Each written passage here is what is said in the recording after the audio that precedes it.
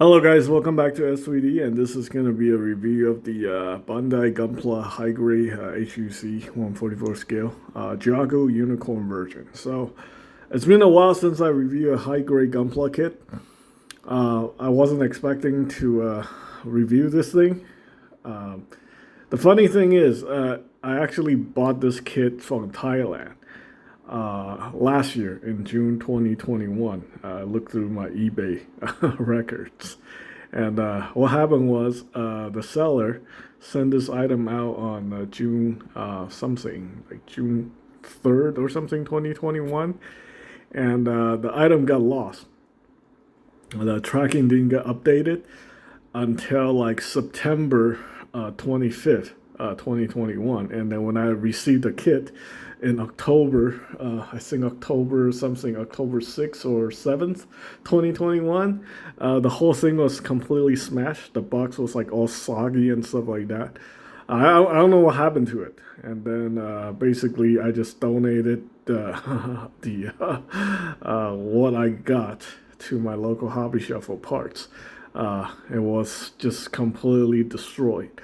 So the seller, who's also a viewer on my channel, apparently he owns like a hobby shop in Thailand, sent me another one. I don't know if this kit has been reprinted or not, but looking at the logo right there, we got the blue Bandai logo, so it might have been reprinted sometimes after 2018. So anyway, this is the Juaggu.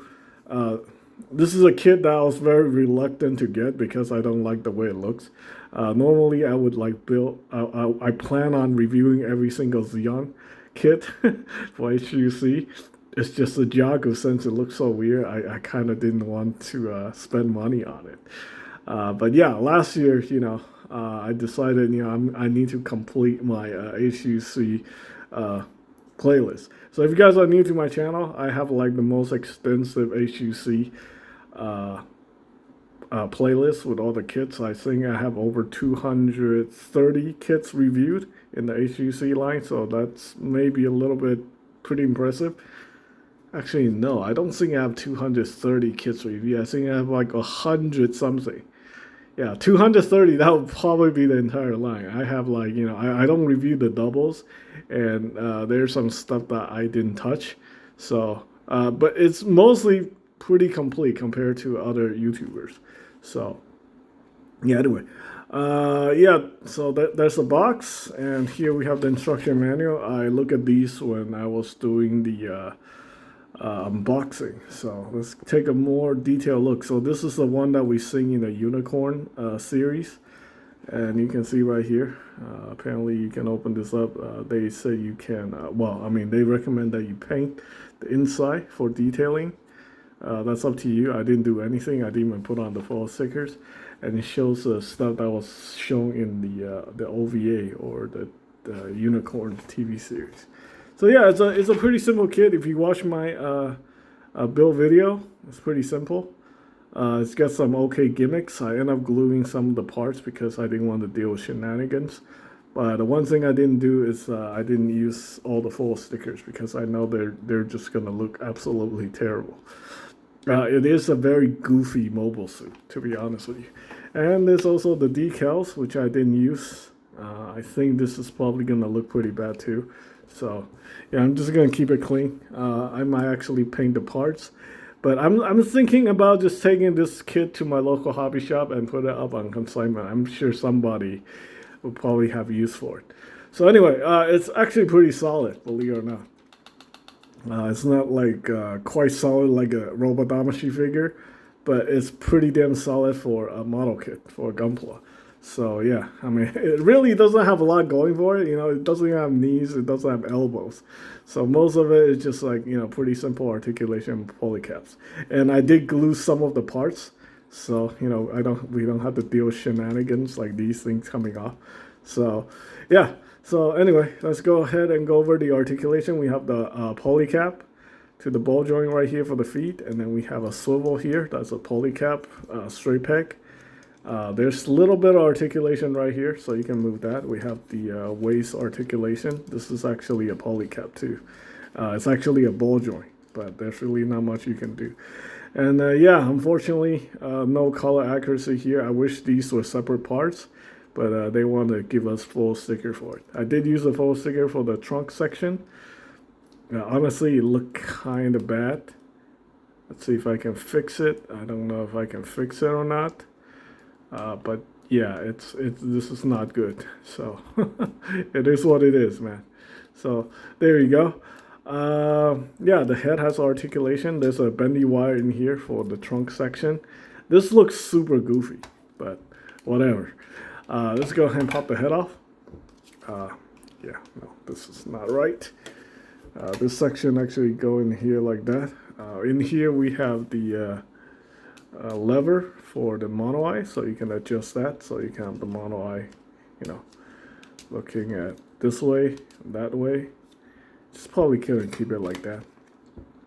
This is actually very interesting, because I used to hate this design, but now that I built it, I think it's okay. We got a ball joint section in here. Actually, no, it's not ball joint. It's a pivot. There's a pivot. There's a butterfly function, and then there's a straight peg that goes into the poly cap. So yeah, and the shoulder armor is individually articulated too, so that's pretty unique. We have the swivel right here. That's a poly cap, and then we have individual, I guess, finger or cannon articulation, and then these things are on ball joints, so you can pull them out, and then you can have more articulation. Yeah, in here, I think looking at the picture, it looks like these parts are always gray. So really wish they have given us another part so we can stick it in there, to make it color accurate. But hey, it is what it is. I think this is something that definitely should have been P Bandai, because it's such a weird looking kit. Like either people gonna buy it really quickly because it's so weird, or people don't care at all. So it's just kind of in that weird situation. From my experience though, when this kit is out of print, the price on it is kind of high. So that would indicate, there are people out there that might be interested in something like this. So anyway, it's a very weird looking kit. If you're into like really weird Xeon amphibious mobile suit, this is definitely something right up your alley. Or if you're just a Xeon completionist. So yeah, I mean, I like it, but I'm not too crazy about it. I own a lot of Xeon suits in my time, and I feel like a lot of it's just me buying the kits or the figures because I'm a sucker. Really, that's all pretty much. I think that's the reason why I buy it, because I'm a sucker for these kind of things. But yeah, anyway. Also, there's some color inaccuracy here too. These things are supposed to be gray. I'm pretty sure, they're gonna look absolutely horrible when I put those on. So I'm not gonna do that. Okay, so let me give you guys the overall rating on this kit. Appearances, obviously 10 out of 10, because it looked just like the thing from the anime. I don't think they can make this thing any better, unless they make a Robot Damashi version anime figure of this thing and give it like, effect parts, that comes out here, and make the color accuracy more, make it more color accurate to the anime, or something like that. Yeah, I mean, to make this guy cooler, you definitely need some effect parts and stuff like that. Probably only possible if we get a version anime figure, Robot Spirits figure of this thing. But yeah, if they never do it, I think the Gunpla would do. Just do some paint work on it. Make your own custom effect part, and then this will be a good placeholder for, whatever, Unicorn or the original series.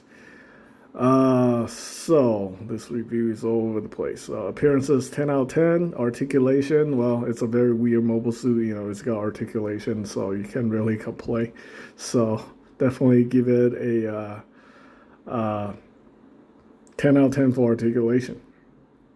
Now, actually, I'm gonna have to take points off the appearances because obviously, we don't have the color accuracy, and these could have been separate parts for the particle cannon, I guess, and these things could be separate parts too, right?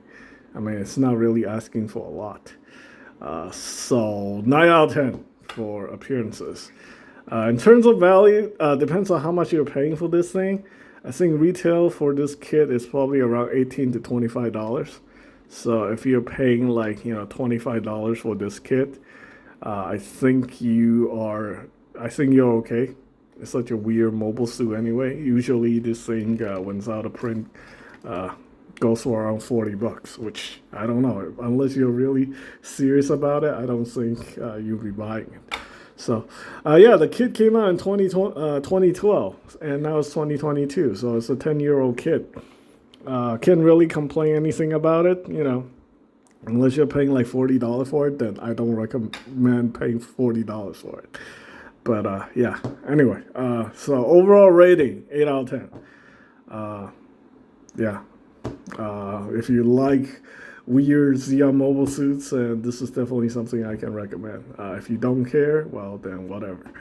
Thanks for watching, guys.